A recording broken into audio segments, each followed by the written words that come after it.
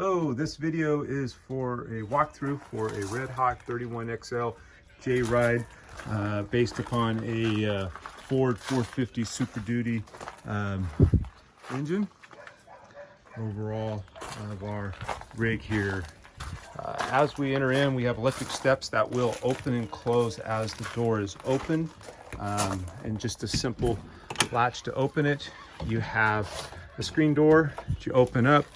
You got a deadbolt that locks the door here, as well as the keys from the outside. Be careful with the screen door. Make sure everything latches good there when going in. As you enter in, you got a fire extinguisher. You got your main power. Right now the main power is on. Generally, as you're traveling and doing your thing, you will always want that power to be on. If that is off, your refrigerator's off, no power's in here at all. That goes on. For extended periods of use, of non-use, if it's just sitting, that needs to be off to conserve your battery. It will go out. Your awning is here, and it's just simply pushing that out to go in and out. If that is damaged due to wind, misuse, not putting it away, travel, whatever, that's a minimum of a $2,000 job just to fix this here, minimum. Be very careful with that awning in using it ongoing. Interior lights, you flip that on, you've got lights. Power step on and off. Right now it's set up as off. When I close the door, the steps do not go in and out. When I turn that steps on and I close the door, it automatically will close. If the steps are out when you put the coach and you begin to travel, as soon as you turn it on, the steps will automatically go in. So there's a safety point on there. If you travel, they will pull in. In traveling with this, you gotta be very careful that these steps don't hit a curb when they come out. It will damage it, and it's a pain and very expensive to fix. So when you're pulling up to any kind of curbs, make sure that these steps don't hit a curb when they come out. It's a common thing people break. Exterior lights is right there. As we move also in here, we have a thermostat, simply normal thermostat operation, heat, cold, all that. Heat comes out through down here. Air conditioner is here and comes out through the overhead vents. Air conditioner will only run when the generator is on or you're plugged into shore power, which I'll show you a little bit later. As we move up into the coach here, we have our control panel that's here.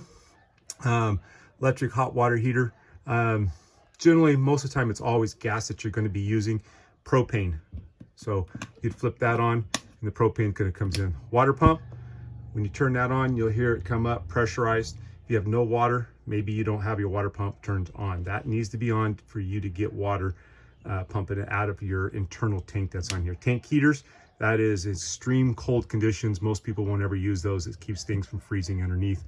And then our slides coming in and out. I'll show you in just a minute. Generator starting, you just take and press that. Until you start. We got 43.3 hours on it.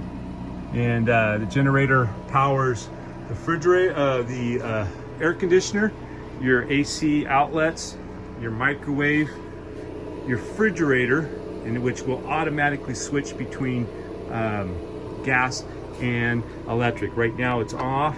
If I turn it on, it does a check and it will automatically go to the generator, the 110.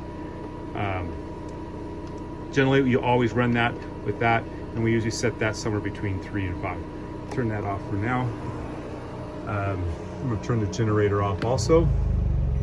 Inverter, really won't ever need to use that. This here is your controls for your different tanks. Battery right now, there we go, push that. If I go into the fresh water, basically we're empty right now in fresh water. Black water, empty, and your gray water says it's that, which I'm pretty sure it's empty too. So that tells you how much. Your gray water is your sinks and shower. Black water is toilet only. If you don't use it a lot, they won't fill up that fast. There's your control panel there with that. General overview of the rig looks something like this.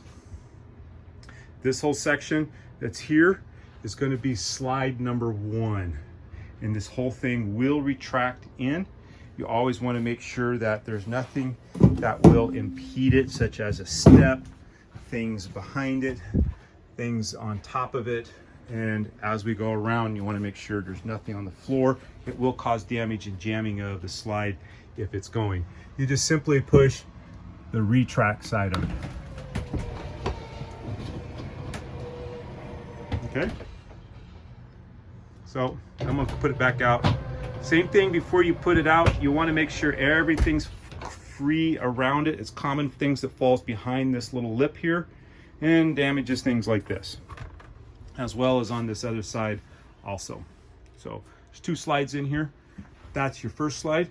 Your second slide is going to be for the bunkhouse, or the bunks here. It's a nice big old open up area here, and it also brings this part here out. When the slide's in, this cupboard goes right up against the bed. And your hallway here is very, very tight, as well as the opening of the door here is very tight. And I'll show you just briefly. A couple cupboards there, DVD. You've got remotes for your player here, as well as the DVD player. Stack of drawers, closets there. You do have storage underneath the bed, also with the sliding things here. Watch the weight on the bunks here. Really big people probably shouldn't be on these. They should be on regular beds there. Designed for lighter people and those things with that. Very nice, beautiful bathroom here. Hooks there. Shower. Always be careful with the shower curtain and those things. Normal operation for shower. Keeping everything dry there. And the toilet there, I'll show you here in just a minute. When we turn the water pump on, which will operate, we don't have a whole lot of water in here right now, but simply if you take your foot and you press just a little bit down on it, you will begin to fill the bowl full of water. That way when you use solids in the toilet, you'll use it, and when you're ready, you just push it down and let it flush.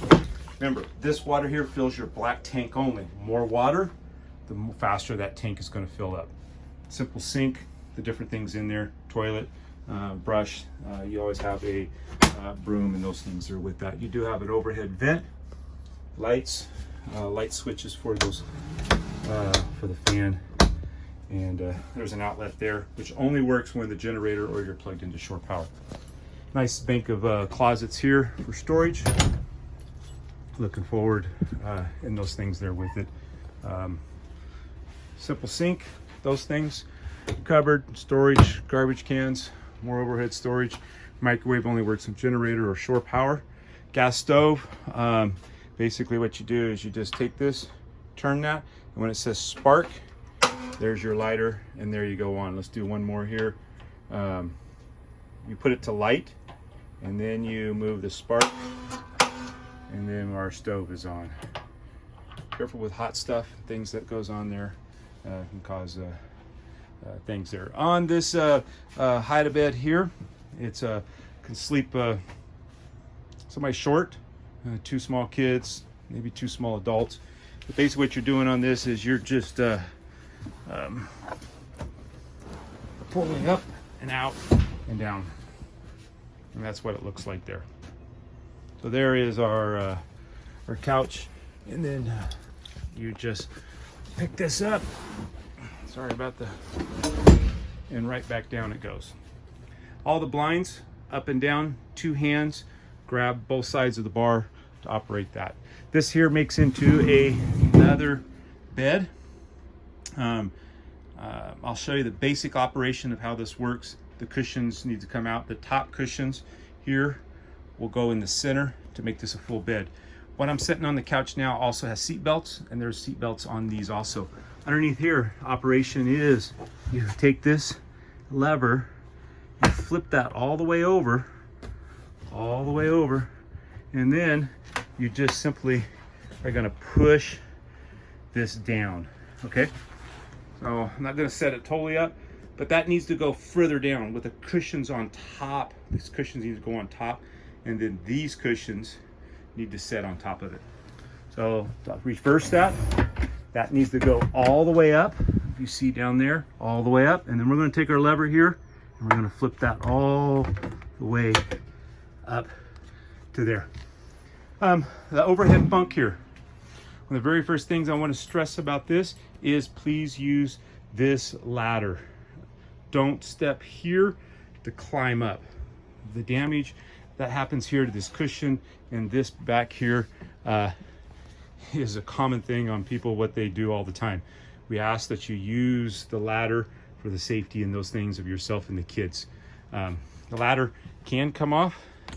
It just simply comes off. We typically store it when we're driving up there. And then this here center part can flip up. Now you got a bigger open area there with that. Very, very nice on there. Orientation of the dash controls are pretty much standard for operation. Automatic, give the gas and go. Driving conservatively. These things are not made to run 80-mile-an-hour speed limits. Designed that 65, 70. Encourage you to use those speed limits there with it. Transmissions going out on people has happened. I ask you not to drive excessive on speed. There is a backup camera that's always on there also with some overlights. There is a nice player here that will run on 12 volt, and there is the remotes and the connection for it in these cabinets overhead here. So that's your basically operation of the inside of the coach. Refrigerator is pretty much automatic. It usually comes on when you pick it up. We'll have this cold and chilled on it, and as you're running down the road and everything, it runs on propane. When it runs on propane, I'm going to show you where that is at this time.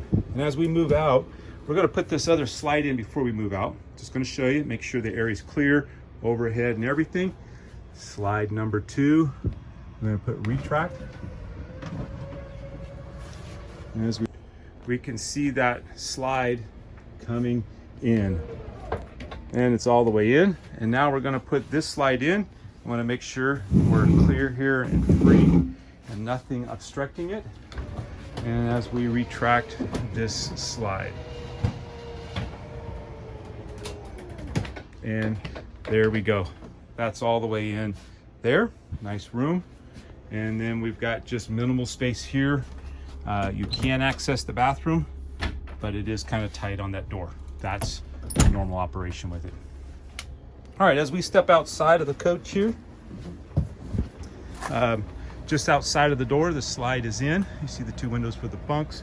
This particular compartment to the left of the is just another nice storage. You do have a plug that sets here for different things there. Shore power generator. This could be hot if you're running the interior heater or hot water heater. This is refrigerator, shouldn't have any access. Dually wheels. You do have another storage compartment and another storage compartment. It's a lot of storage on this rig here. This is where your sewer hose is stored. You can access it from either side of the bumper. This particular rig does have a kink in the ladder. We ask you not to use the ladders to access the roof on anything that goes on, as well as the trailer hitch that's here. We come back around to a very important part of the rig here. This big door, which has a latch that comes on there, contains another sewer hose, or you can access this sewer hose. There's 2 sewer hoses on this. And as I listen in here, I hear the water pump running because we don't have any water. So I'm going to walk back in and see if you can hear it. Yep. So let's go flip that water pump off real quick here. As we look up, the light's on. Turn the water pump off. We don't need it on right now anyway. All right. All these cabinets here have little locks as well as a key lock. And this rig here is very kind of unique to a lot of different other motorhomes. And so I just want to explain this here pretty detailed in the operation of this. Mainly when you go to fill it with water. So there's a big water tank that's underneath the bed here. That's your fresh water. When the water pump pumps, that's for your showers, sewers, sinks. That's on there. As we look at this little graph right here and the orientation of these levers, right now we are in the position of a 3-5. So if I look down here to 3-5, normal, okay? Normal. That's the normal operation of where it needs to be. When you use all your water in the tank, you need to fill it, and you'll look on that meter up in the up there I showed you when we first walked in, top right, that has the fresh water. Right now it says empty. You're going to take your water hose, connect it to some water source, and then the other side's going to connect into this screw adapter here, the city water connection. Put your water into here. Then you're going to take this and you're going to go country fill. So you're going to put that on a 1, and you're going to put that on a 4. Then you're going to fill your tank. Okay. 1-6 can also work also. So sometimes 1-4 or 1-6. So we're going to put this back to a 1-4. Back to, oh, actually 3-5 normal. So you got to think about those. So when you're going to fill the tanks, you can go a 1-6. Let's go 1-6 to fill the tanks using this thing here. If you plug it into the top, that is to flush your black water tanks. Typically, you're not going to be doing that at all in your trips at all. So just the city water connection, go a 1-6. You're good to go. Put your water in here. Low drain point, you don't need to mess with any of that. And there's a little, if you put storage underneath the bed, it's a little net to keep stuff from falling into here, your sewer hoses. Low point drain, you should never have to use that. You got blocks here to level your rig, or to keep it from rolling if you need something with that. Okay, so that's a big compartment there. As we move right underneath of this, you got your black holding tank and a gray holding tank. Okay, so black, gray, toilet, sinks, shower, toilet. Kind of got the hint there. All right, so you're going to take this hose, you're going to take this cap off, you're going to screw. So you got your gray water here, and then you got your black toilet, sink, shower. You're going to take your green hose, you're going to connect it into there. Then you're going to connect the other end of the hose, which is shaped more something like that, and you're going to put it into where you're going to be draining your sewer and gray water. Once both of those are securely in place, then you're just going to pull this black valve out. It's going to run into the toilet, into the drain. Once that's finished draining, then you pull your gray water, and that kind of helps clean and flush out the solids in your hose. Once that's both done draining, you'll hear it. You'll close both of them. And then there's usually a hose that's associated with the drain that you're using, and you're going to flush that tank out, that hose out, make sure it's clean, get as good as you can, and then you can put the hose back in here. And then when you're done, please put the cap back on here. It is kind of a law that is a safety cap, so if the valve, something breaks, you don't dump all your black and gray water all over the road and streets and those things. Simple unleaded fuel going on there. It's a big tank. Vehicle should get 10 miles to gallon, no problem, or plus. Depends upon your drive. You drive that 65, you should be able to get 10, no problem there with it at this time. All right, this particular RV just came back about a week ago with this whole side smashed in. Unfortunately, really, this is a rig that's only got 10,000 miles on it. And what happened here is a gas station got somebody. They turned too quick coming out of the pumps and smashed this whole thing. It's still under their insurance process. With deductibles and everything, it's going to cost them a lot of money to get this fixed. So this should be a lesson learned that these things don't turn sharp at all, as well as the tail of the RV here swings way out. Gas stations and parking lots and residential areas and cars. Be very careful though. We don't want to see this any more damage on this. as well as the overall height. Overall height on this, say 12 foot. Be careful with basketball courts, trees, residential neighborhoods will really get people here, as well as overhangs at gas stations. Be very careful for height, because there's stuff on top of this, air conditioners and those different units and antennas.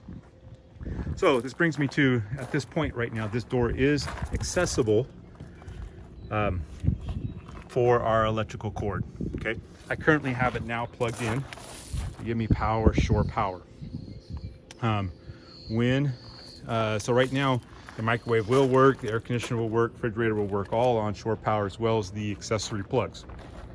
When we're done with this, we unplug the orange, the yellow here, and we plug this into, and it also has a, sorry about this, 30 amp plug on this, and this is an adapter that we don't want to lose, that needs to be done. And then this all goes right back up into the storage compartment up here.